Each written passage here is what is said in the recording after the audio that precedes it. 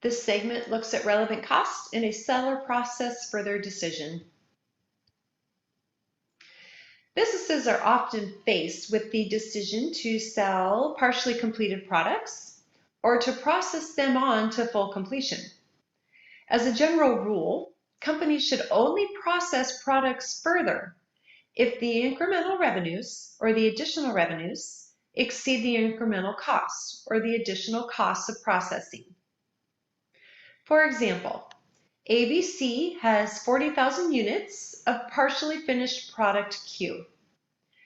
The costs incurred to process to date are $30,000. Those 40,000 unfinished units can be sold as is for $50,000, or they can be processed further to produce finished products X, Y, and Z.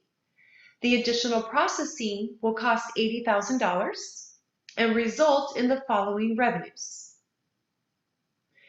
If they process further and end up with X, Y, and Z, they would be able to sell each of those products for this unit price, the number of units they would be able to produce, and the revenues that would come from selling those further processed products.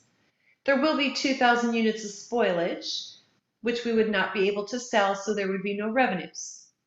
So the additional units we would be able to create by processing further will result in revenues of $220,000. So recall that the company would receive $50,000 if they were to go ahead and sell product Q after they'd reached that selling point. So the incremental revenue from processing further is the additional revenue beyond what they could sell it for prior to the process further decision point. So the additional revenues of $220 minus the $50,000, the incremental revenues are $170,000.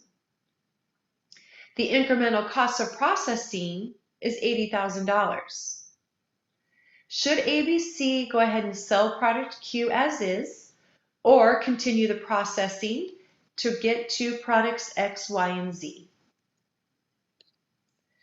Looking at the additional revenues of $220, the incremental cost of $80, because the incremental revenues exceed the incremental costs, ABC should continue processing.